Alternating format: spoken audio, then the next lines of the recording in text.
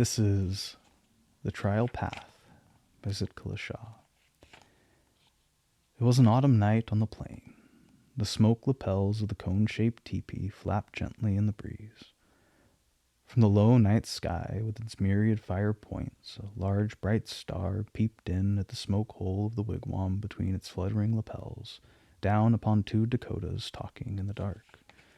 The mellow stream from the star above, a maid of 20 summers on a bed of sweetgrass, drank in with her wakeful eyes. On the opposite side of the tepee, beyond the center fireplace, the grandmother spread her rug. Though once she had lain down, the telling of a story has aroused her to a sitting posture. Her eyes are tight closed. With a thin palm she strokes her wind-shorn hair. Yes, my grandchild, the legend says the large bright stars are the wise old warriors, and the small dim ones are handsome young braves, she reiterates in a high, tremulous voice. This is one peeping in at the smoke hole yonder is my dear old grandfather, muses the young woman in long, drawn-out words. Her soft, rich voice floats through the darkness within the tepee, over the cold ashes heaped in the center fire, and passes into the ear of the toothless old woman, who sits dumb in silent reverie. Thence it flies on swifter wings over many winter snows, till at last it cleaves the warm, light atmosphere of her grandfather's youth. From there, her grandmother made answer. Listen, I'm young again. It is the day of your grandfather's death. The elder one, I mean, for there were two of them. They were like twins, though they were not brothers. They were friends, inseparable. All things, good and bad, they shared together, save one, which made them mad. In that heated frenzy, the younger man slew his most intimate friend. He killed his elder brother, for long had their affection made them kin. The voice of the old woman broke. Swaying, she stooped shoulders to and fro as she sat upon her feet. She muttered vain exclamations beneath her breath. Her eyes, closed tight against the night, beheld behind them the light of bygone days. They saw again a rolling black cloud spread itself over the land. Her ear heard the deep rumbling of a tempest in the west. She bent low a cowering head, while angry thunderbirds shrieked across the sky. Hey-ya, hey-ya! No, no, groaned the toothless grandmother at the fury she had awakened. But the glorious peace afterward, when yellow sunshine made the people glad, now lured her memory onward through the storm. How fast, how loud my heart beats as I listen to the messenger's horrible tale, she ejaculates. From the fresh grave of the murdered man, he hurried to our wigwam. Deliberately crossing his bare shins, he sat down unbidden beside my father, smoking a long-stemmed pipe. He had scarce caught his breath when, panting, he began. He was an only son and a much-adored brother. With wild, suspecting eyes, he glanced at me as if I were in league with the man-killer, my lover. My father, exhaling sweet-scented smoke, assented. How? Then, interrupting the ea on the lips of the round-eyed talebearer, he asked, My friend, will you smoke? He took the pipe by its red-stone bowl and pointed the long, slender stem toward the man. Yes, yes, my friend, replied he, and reached out a long brown arm. For my heart throbs. For many heart throbs, he puffed out the blue smoke which hung like a cloud between us. And even through the smoke mist I saw his sharp black eyes glittering toward me. I longed to ask what doom awaited the young murderer, but dared not open my lips, lest I burst forth into screams instead. My father, plied the question. Returning the pipe, the man replied, Oh, the chieftain and his chosen men have had counsel together. They have agreed it is not safe to allow a man-killer loose in our midst. He who kills one of our tribe is an enemy and must suffer the fate of a foe. My temples throbbed like a pair of hearts. While I listened, a crier passed by my father's tepee. Mounted and swaying with the pony's steps, he proclaimed in a loud voice these words. Hark, I hear them now. Hopo, give ear, all you people. A terrible deed is done. Two friends, aye, brothers in heart, have quarrelled together. Now one lies buried on the hill, while the other sits, a dreaded man-killer, within his dwelling. Says our chieftain, he who kills one of our tribe commits the offense of an enemy. As such he must be tried.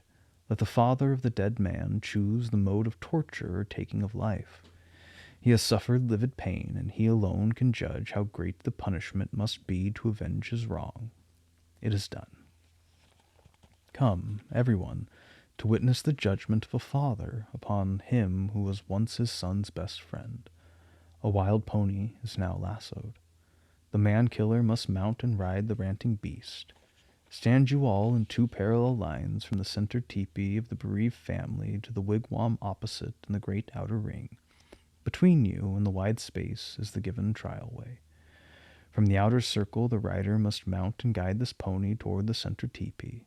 If, having gone the entire distance, the man-killer gains the center tepee still sitting on the pony's back, his life is spared and pardon given.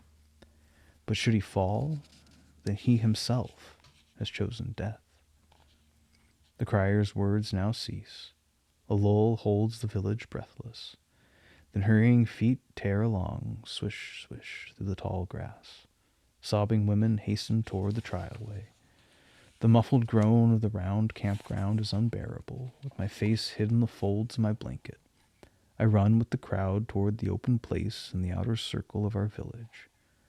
In a moment, the true long files of solemn-faced people mark the path of the public trial. Ah! I see strong men trying to lead the lassoed pony, pitching and rearing, with white foam flying from his mouth. I choke with pain as I recognize my handsome lover desolately alone, striding with set face toward the lassoed pony. Do not fall! Choose life in me! I cry in my breast, but over my lips I hold the thick blanket. In an instant he has leaped astride the frightened beast, and the men have let go their hold. Like an arrow sprung from a strong bow, the pony, with extended nostrils, plunges halfway to the center tepee. With all his might, the rider draws the strong reins in. The pony halts with wooden legs. The rider is thrown forward by force, but does not fall. Now the maddened creature pitches with flying heels. The line of men and women sways outward. Now it is back in place, safe from kicking, snorting things. The pony is fierce, with its large black eyes bulging out of their sockets. With humped back and nose to the ground, it leaps into the air. I shut my eyes. I cannot see him fall. A loud shout goes up from the hoarse throats of men and women. I look. So! The wild horse is conquered. My lover dismounts at the doorway of the center wigwam. The pony, wet with sweat and shaking with exhaustion, stands like a guilty dog at his master's side. Here, at the entranceway of the tepee, sit the bereaved father, mother, and sister. The old warrior father rises.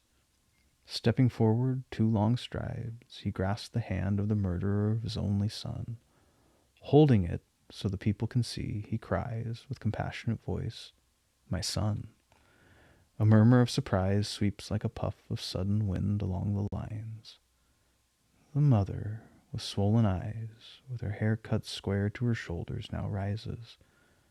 Hurrying to the young man, she takes his right hand. "My son," she greets him. But on the second word her voice shook, and she turned away in sobs. The young people rivet their eyes upon the young woman. She does not stir. With bowed head she sits motionless. The old warrior speaks to her. "Shake hands with the young brave, my little daughter.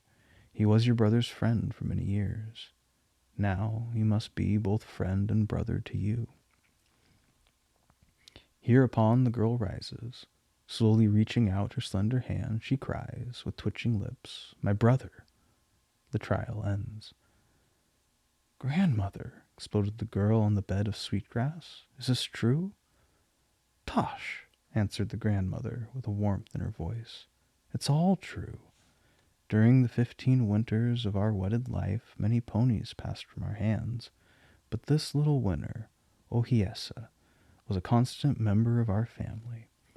At length, on that sad day your grandfather died, Ohiesa was killed at the grave.